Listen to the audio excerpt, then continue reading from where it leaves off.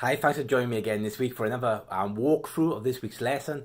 I hope you had a blessed week. Today's lesson is called Wandering in the Wilderness. Again, it's free to download via the website at truewaykids.com. If you haven't already done so, go over, look at it online, or download it, print it off, and you can follow through on this walkthrough. So on the front cover, we have just a picture again. There's some of the people wandering in the wilderness with Moses there. Well, what I wanted to do this week was really to sum up the rest of the time. We spent quite a lot of time now looking at Moses from his birth to the burning bush to the plagues to the Red Sea. We've seen the spies going into the promised land, and so we can move on with our journey this year going through the Old Testament. I just wanted us to sum up 40 years really in one lesson, looking at some of the main events. So I haven't included a story in the pack this week. What I want you to do is try to paraphrase this in your own way. My recommendation, what I will be doing, is looking at some of the different events on each days and explaining them as individual events as we go throughout this week. But I have included, as always, on the front page, a lesson outline which explains some of the main points that we should learn from this week's lesson. So one of the ones is, following on from last week, talking about the spies who didn't go into the land, is that there's a consequence for our actions. We can teach our children, even at a young age, about cause and effect. And so it's important that we learn while God forgives us, often there are consequences as we forgive our children, but still there has to be some consequence for their action. One of the ideas I give about this is about toothpaste, of putting toothpaste out and trying to put it back in. Now it's impossible. And so that's one of the ideas. So 3 points is that there's consequences for our actions, but secondly, that God always forgives those who ask him. As we will see this week, that the Hebrew people, they grumbled a lot, they complained a lot, they sinned a lot, and yet every time they turned to God, God forgave them time after time. And it's important for our children to know that God forgives them when they do wrong, and hopefully that we can model that forgiveness to them also. And thirdly, what I wanted to see this week is the importance of gratitude, of being grateful for things we have. So often we grumble or we don't have what we want, and the children of Israel grumbled a lot, and God wasn't pleased with it. So I want us to help teach our children to be thankful for what God has blessed them with. Again, here you see some suggestions of how you can deliver the lesson. Well, also there's games and activities included in the pack. One of the ones I recommend is to go on a long walk with your child. It can be to somewhere close by, like a shop which they normally go to, or to a local park, but often go in a short route. Go a long way around your neighborhood to get there. Likely your child, like mine, will ask, why are we going this way? Why are we taking a long way? And you explain to them that the Hebrew people had to take a long way around because they disobeyed God. And when we don't do what God wants, when we disobey him, we end up taking the long route, the more difficult way. Another activity this week you can sit down and do is write some thank you cards. So there's people who've no doubt helped you this past week or helped you over this year, and your child could be a neighbour, could be their teacher, or somebody who looks after them in preschool, a Sunday school teacher in church, or a pastor. Write a note saying that you're thankful for what they do. It will bless your child, but it will bless them.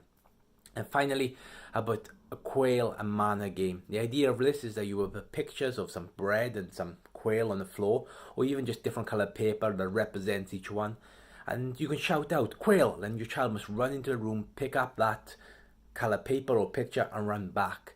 If you've got more than one child in the room, you can make it a race, so to see who can get the correct one and return it the fastest.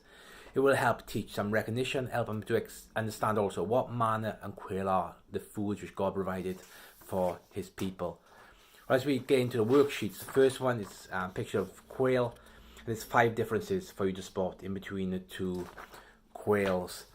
Next is some picture frames. This is I am thankful for. The idea is that in each of the frames, your child would draw a picture of something they are thankful for. So it could be a picture of their family, it could be of their favourite toy, of their favourite food, or so on. Things which they are grateful for. Here we have trace around the circles. It's just practice. They follow lines and they practice drawing circles. The idea against this is that the Hebrew people had to walk around in a big circle for 40 years. So it gives the idea of what they were doing, going around and around. And then as the people grumbled and God gave them food, they ate manna and they had the quail, but they still grumbled that they didn't really have what they wanted. So I want us to, this week, here's a food diary that the children can mark down what food they have. And again, they can say thank you to God for the variety, for having foods that they like, and that God blesses them with food. And you can ask them to imagine also what it must be like to eat the same food every day. I don't know, maybe you have a fussy eater who likes to eat the same food every day. Probably my son would eat chicken nuggets and chips every day if you give him the chance. But it's a good way for us to empathize how God gives us fresh foods and things that we enjoy. Well, this week's craft is a story wheel craft, talking about the wilderness account. And as I mentioned earlier, there's so many events that happened during that time in the wilderness for those 40 years. It'd be really difficult for us to track them all in one go. So I just want to summarize them. And what I did then is made this story wheel. So here's an example of it. And here's the two templates. So that's the top and that's the bottom. All you need to do is cut them out and colour them in. You put the fastener pin through the centre, a bit of tape on the back, and it's ready to go. And I really use this as a tool for explaining about this week's lesson. So let me walk through you very quickly. We saw here is, again, just a picture of the people in the wilderness. And here's the people grumbling. You can explain that even though God blessed the people, even though he walked with them, that they grumbled. But as he says, sorry to God, God forgave them. So one of the things is they grumbled that the snakes came into the area, and they were poisonous snakes, and the people were really scared for their lives. But they said to God, God forgive us, and God forgave them. He told Moses to put a brass snake on the pole, and if they look at it, they would be saved. And it's important for us to look unto Jesus, then we'll also be saved. But you could explain this either as part of a whole or as an individual lesson. Then the people complained again that they didn't have water to drink. So God told Moses to go and hit the rock, strike the rock, then water will come out. Or the second time you could explain that he was supposed to speak to the rock the second time, but he struck it and God wasn't happy because he didn't obey on that account. But there's two stories you could cover. But again, people grumbled, but God still provided for them. You could talk about how God provided for them and forgave them, and as they walked around the wilderness, that all their clothes and their shoes, they didn't wear out, they stayed new. Then as the people grumbled about food, not having nothing to eat, that God provided manna for them, and they could pick up the manna from the floor each morning and then eat it that day. But they were told only to collect for one day, except on the Sabbath, because God would give them a day of rest. But if they would collect more each day, it would turn to rot. The maggots would be alive in it. And so it's important for us to trust God daily. Then there's the pillar that we looked at a few weeks ago. But God guided his people through the land. And that brings us back to the people grumbling. So the idea again is that it goes round and around and around. The story does. So we can teach our children of Israel, or the Hebrews, had to go around the wilderness for such a long time and tackle some of these stories as you go along. Again, it's a free printable. You see this, so 2 pieces of paper cut out, a fastener pin in the back. I recommend putting a bit of tape there to make it a bit safer, and that's an easy way of explaining some of the stories. Free to print in a lesson.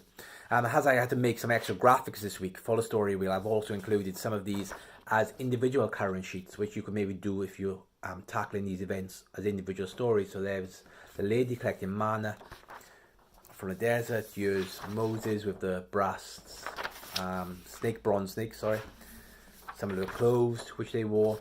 Now really comes to the end of this week's lesson. I put some songs I recommend you can listen to as well this week. They're just good ones, amplify some of the points we've learned.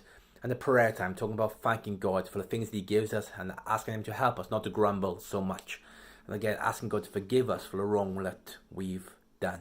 And that's really this week's lesson. So I really hope that as you look at it with your child, that God really blesses you, that you can look at more detail at some of these passages in your Bible with your child. I have included a link in the pack as well to a video which I found online, created by somebody else, but it really is by Crossroad Kids, but it really summarizes up the 40 years as well in a nice child-friendly way. So be sure to check that out if you want some help there. Again, I really hope you have a blessed week. I really hope you take the time to study this passage with your child. And next week we're going to be moving out of the first 5 books, and we're going to be looking at Joshua together. So I'll see you next Friday. Any questions, any comments, if you want to send some photos of your crafts in as well, I love to see them. I love to hear from you, and we are praying for you. So may God bless you. Have a really great week.